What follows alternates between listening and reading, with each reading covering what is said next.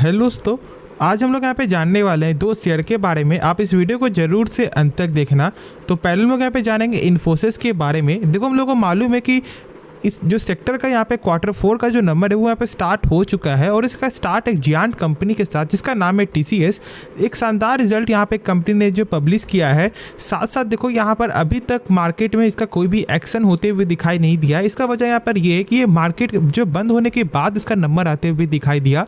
लेकिन हम लोग यहाँ पे ज़रूर से जो है सब्र रख रहे हैं कि यहाँ पे सोमवार के दिन क्या यहाँ पे मार्केट जो रिस्पॉन्ड करते हुए दिखाई देगा।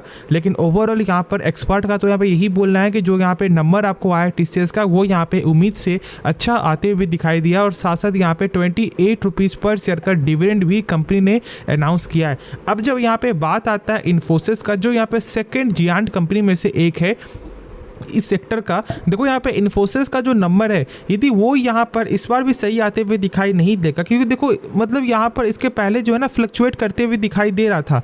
लेकिन यदि इस बार यहाँ पे सेल्स में एक अच्छा ग्रोथ देखने को मिलता है तो फिर जो पॉसिबिलिटी है वो यहाँ पर आपको हायर साइड के लिए एक अच्छा खासा बनते हुए दिखाई देगा। और इसका जो नंबर है वो यहाँ पे 18 अप्रैल को आते हुए दिखाई देगा, मतलब कि नेक्स्ट वीक। ठीक है, तो ज़रूर से आप लोग को जो यहाँ पर रिमाइंडर सेट कर लेना है और यहाँ पे हम लोग को जो है फॉलो भी कर लेना है। देखो, यदि फॉलो नहीं करोगे तो फिर आप लोगों को टाइम में इसके बारे में जानकारी नहीं मिलेगा, तो ज़रूर से यार फॉलो कर लो। ठीक है, अब जब यहाँ पे इसके बारे में जब हम लोग जानना स्टार्ट करते हैं ना, तो सबसे पहले हम लोग बस यही एक चीज़ बोलते हैं कि यार कंपनी शानदार है। कंपनी शानदार क्यों? क्योंकि जो कंपनी का बिजनेस है वो भी यहाँ पे एक लॉन्ग टर्म के लिए एक अच्छा ग्रोथेबल कंपनी है, एक अच्छा बिजनेस है। साथ साथ जो कंपनी का फंडामेंटल है वो भी यहाँ पर अच्छा खासा देखने को मिलता है। हर कुछ यहाँ पे स्ट्रांग है, आपको देख लो हर कुछ जो भी आप लोग यहाँ पे जानते हो इसके बारे में, आपको ROC ROE, ठीक है, साथ साथ क्विक रेशियो देख लो, यहाँ पे इंटरेस्ट कवरेज जो रेशियो देख लो, सब कुछ ही यहाँ पे इंपॉर्टेंट है। अब मैं एक चीज़ आपके साथ शेयर कर देता हूँ। बहुत लोग क्या देखते हैं कि यहाँ पे डेब्ट टू इक्विटी क्या देखने को मिलता है, ये बहुत सारी कंपनी में आपको जो है ना यहाँ पे मैटर करेगा। इसलिए आज यहाँ पे जान लो, जो लोगों को नहीं मालूम है, ये लोग क्या देखते हैं कि यदि 1 से कम है मतलब कि यहाँ पे डेब्ट जो है कम देखने को मिलता है। देखो, इसका ये मतलब नहीं होता कि यदि 1 से कम है तो मतलब कंपनी यहाँ पे एक जो गजब की स्ट्रॉन्ग कंपनी नहीं।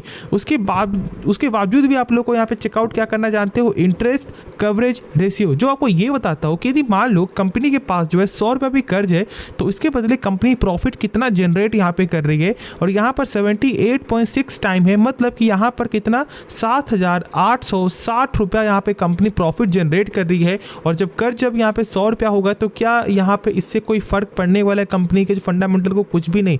कंपनी जब मन तब चाहेगी तो वो यहाँ पे इस 100 रुपया कर्ज जो है चुका सकता है। तो इसलिए ऐसे टर्म को जानना इंपॉर्टेंट होता है। बहुत सारी कंपनी है, लाइक यहाँ पे आप देख लो जोमेटो का आपको डेब्ट टू इक्विटी, या फिर आप देख लो नाइका का 1 से कम देखने को मिलेगा, लेकिन जो उसका यहाँ पे फंडामेंटल है वो यहाँ पर वीक देखने को मिलता है, इसमें कोई भी शक नहीं है।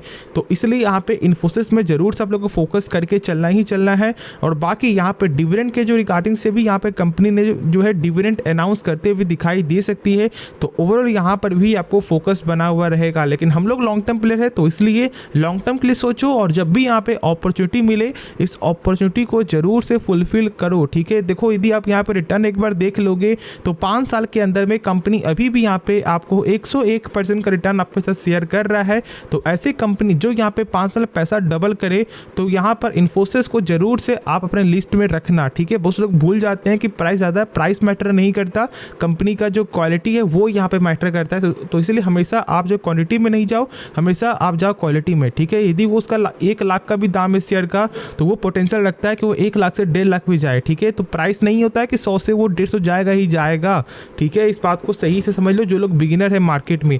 अब चलो हम लोग यहाँ पे नेक्स्ट जो है शेयर के बारे में डिस्कस करते हैं। इसका नाम है आपको NHPC लिमिटेड। देखो यहाँ पर जो है प्राइस है वो यहाँ पे आपको फ्लक्चुएट करते हुए दिखाई दे रहा है, बहुत ज़्यादा ही फ्लक्चुएट है। मतलब पहले तो यहाँ पे आपको 100 के पार जाते हुए दिखाई दिया, फिर 100 के नीचे डायरेक्ट ही आपको ये जो 80 के लेवल तक आते हुए दिखाई जो है आपको दिया था जब इसका Q3 का नंबर आते हुए दिखाई दिया। उसके बाद फिर यहाँ पर गेन होता है, फिर गिरावट होता है, और फिलहाल अभी ये आपको 92 में ट्रेड करते हुए दिखाई दे रहा है। और पिछले मार्केट डे में भी ये आपको 94 तक स्टॉक जाते हुए दिखाई दिया था। तो क्या करें, देखो सबसे पहली बात यहाँ पर इस कंपनी के रिगार्डिंग से न्यूज़ आते हुए दिखाई देंगे। और ऐसा क्यों? ये एक ऐसा सेक्टर ही है ना जहाँ पर अभी पूरा ही फोकस है, और इसलिए हम लोग भी यहाँ पर इस कंपनी को लेकर के फोकस है, क्योंकि देखो फिलहाल अभी एक अच्छे प्राइस में स्टॉक मिल रहा है, और साथ साथ जो यहाँ पर कंपनी का बिजनेस है वो भी यहाँ पे लॉन्ग टर्म के लिए बना हुआ है। लेकिन बाई करने से पहले ज़रूर से कंपनी के बिजनेस को समझना है।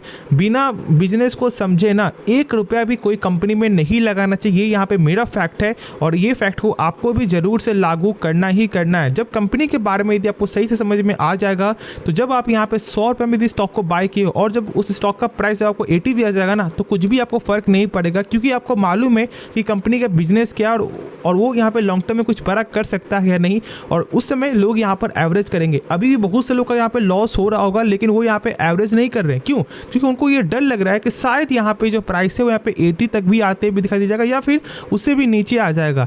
लेकिन ऐसा नहीं सोचना है, कंपनी के बारे में सही से समझो, और ये एक ऐसा सेक्टर है जो यहाँ पे आज तो कल यहाँ पर गेन करते हुए दिखाई देगा ही देगा। और साथ साथ अभी पूरा जो फोकस है वो यहाँ पर है आपको इलेक्शन में, ठीक है। और यदि फिर से यहाँ पर आपको जो मार्केट चार्ट यदि यहाँ पे आपको सेम यहाँ पे हो जाता है, तो फिर तो इसका प्राइस यहाँ पे नहीं रुकने वाला। बहुत सारे सरकारी कंपनी का प्राइस नहीं रुकेगा उस समय, तो इसलिए अपॉर्चुनिटी है।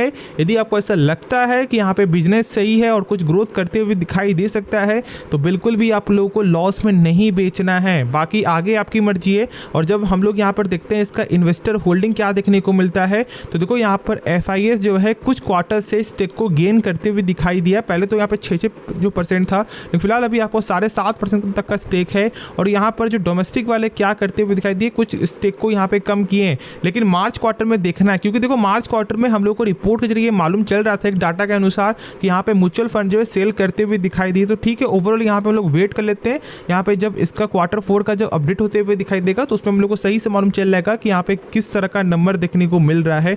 और बाकी पब्लिक होल्डिंग बहुत ही कम है, और मात्र 6.73%, जो मुझे पसंद आता है, क्योंकि देखो जितना स्टेक कम रहेगा उतना ही यहाँ पे पोटेंशियल मुझे नज़र आता है, ठीक है। तो इसलिए ये भी चीज़ को ज़रूर से फोकस करके ही चलना। तो होप आपको ये वीडियो पसंद आया होगा। यदि आपको इस वीडियो में कुछ भी सीखने को मिला, ज़रूर से आप इस चैनल को सब्सक्राइब कर सकते हो, दोस्तों में शेयर कर सकते हो, और इस वीडियो को लाइक कर सकते हो। तो मिलते हैं नेक्स्ट वीडियो में, तो तब तक के लिए धन्यवाद।